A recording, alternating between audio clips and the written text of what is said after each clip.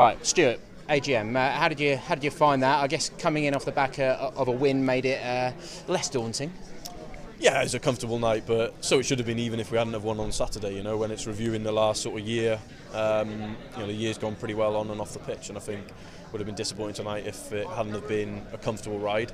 But it was, and hopefully it gives us the opportunity to show people some of the things we've achieved in the last year, apart from the obvious. Obviously promotion's obvious, but some of the other things that the club's working really hard behind, which doesn't always get the recognition it deserves, but also the obsession from probably everybody on that top table for us to get better as a club and keep improving, and we're not sat here dining out on last season. It's now, right, what's next? So hopefully all the guys who give up their time tonight to come, hopefully they got a little bit of insight and hopefully a little bit of continued encouragement going forward. It's the first time we've spoken to you since the financial results came out. Are you proud of the work that you've done? Because it's obviously been a massive part of it for you, Ben, Daniel and Zoe and everyone involved to get the club into what is going to look like a much more stable position whatever happens at the end of the season. Yeah, unbelievably proud, and I think probably proud of as a group of people how we've attacked that, and I include Steve Stone in that as well when I work closely with him. Ben Dack, who's unfortunately leaving us in February, but we've had some tough days together and trying to work out ways forward, and with Zoe and Ben, and then at times having to deliver disappointing news to a football manager about, unfortunately, this deal's going to have to happen to keep the club going, whether it's Madison or a Murphy or a Howson and all these ones. So yeah, it's with great pride that we've all got that we've managed to work through it and come to a really healthy place. The aim now is we've got to make sure we don't ever go back to that place, or else it would have been not worth it. There's no point us doing it again and then the next set of people have stood here in 3 or 4 years talking to you going, crikey, we're in trouble, because we can't have that. The club, and I can talk as an outsider, it's too important for that, to the whole place and the whole community, that this has to be a healthy football club. Almost whatever's happening on the pitch, yes, on the pitch is vital, we all know that, but take that aside, there's still 25,000 people who turn up here every week, come rain, come shine, whatever division we're in, and at the end of the day we're working for them to make sure they've got a club that they can be proud of. If that means playing football at the highest level each season, brilliant, but it can't be the only focus. And in amongst all the figures tonight, there was 1.5 million saved in efficiency. So I guess there's been some difficult calls along the way, some, as you say, tough conversations with the manager. But when it comes to sort of people's jobs and things like that, that must be very difficult as well. Yeah, it's horrible. In my time at the club, I've let too many people go for my liking. But also the efficiencies as well. A lot of that was savings, not staff related.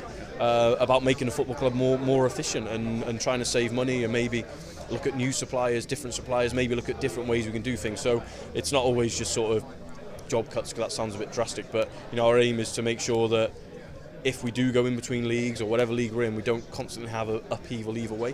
But for sure it's difficult when you make changes. It's horrible because you're affecting people's lives, and to be honest, the vast majority are good people. And sort of friends, so it's hard, but at the same time, when we've been what we've been through, we've had to make difficult decisions, and if you don't do that, then you've probably got to take a different role. But we've had to do it, and fortunately a lot of them have worked, and we're starting to see more and more growth, and long may that continue. Looking forward, of course, you were asked about the January transfer budget tonight. I'm sure you were aware of that. You've already sort of talked about the fact that you need to be sensible with your money, as ever, as you've had to be the whole time, but you sort of implied that there was potential to spend a bit of money in January there.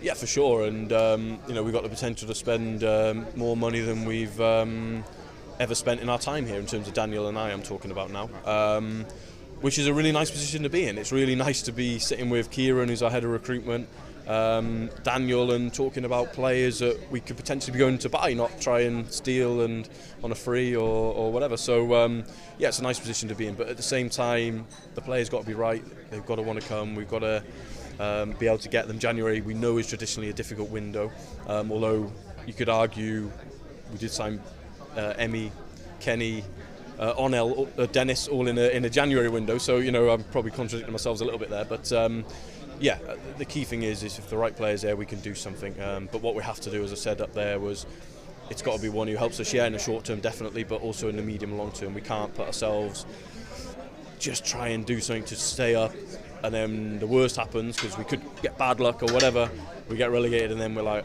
uh-oh, what do we do now? We've got this player sat on too much money, and we're back in that horrible cycle again, because if we do that, then we've not learned from what happened last time, and that would be to be honest, unacceptable. Also, your future did come up. You've clearly spoken about that quite publicly, about your intention to move on at the end of your contract in 2022. That's the right day, isn't it? And you said never say never in terms of whether you could stay. But if you come into that final season and things are progressing at a nice rate and you can continue with that plan to leave at the end of that season, would you be involved in your sort of succession planning almost? Would you be looking to make a recommendation to Delia and the board? Yeah, for sure. As we sit here today with how the relationship is, yeah, we're working together on that.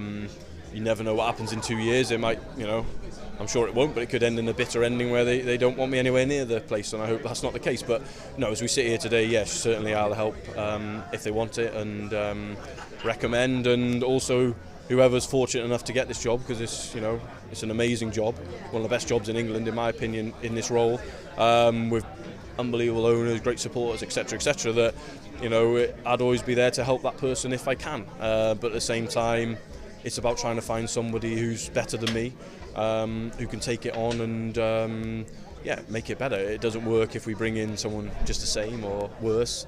It's got to be someone who can take it on, because for sure I don't do everything right. I do lots of things wrong, and there's better people than me out there, and my job, this club deserves someone who can make it better at the end. None of us get everything right, do we? But that's football for you. Carrow Road as well. That's come up tonight in terms of the potential expansion. Nothing definite at this stage, but is that something that you would hope that is something that there's been progress on by the time you've left the club?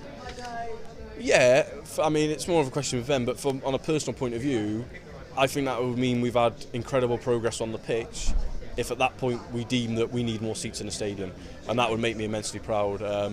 I would love to come to this ground one day as bringing my son or whatever, going, wow, look at this amazing arena now and look how far the club's come, because I genuinely believe you can become a big club if you think like a big club, and you can become a big club by adding more supporters eventually and more seats, and if you look at Norfolk, it's only growing, it's not getting smaller, houses popping up here, there and everywhere, which means there's going to be more people in the future who are going to have kids who hopefully love football. There's nowhere else to go and watch other than us, so I think the club has to be constantly thinking about that, and I know Ben is, but yeah, 100%, if the need is that there's a spade in the ground, let's say, by the time I leave, that'll mean that, wow, we must have done great things on the pitch for the club to need to do that. So 100% that'd be an amazing success. And just finally, a football question. I'm sure spirits have picked up around Colney after Saturday.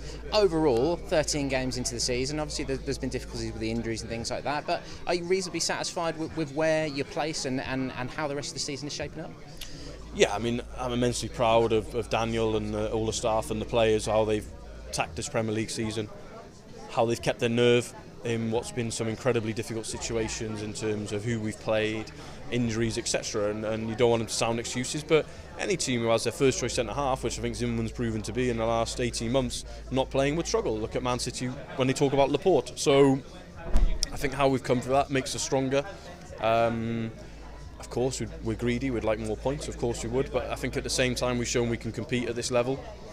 If that's enough at the end to get us over the line, what an amazing achievement that'll be. If not, we'll dust ourselves off. But yeah, immensely proud of how the boys have adapted to it so far.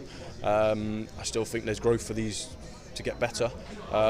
We trust them so much, our players and staff, that we think we can achieve great things this season. And, so yeah, I'm looking forward to we've had a third of it more or less, haven't we? So I'm looking forward to the next 2/3, because it's exciting. It's where we want to be, isn't it?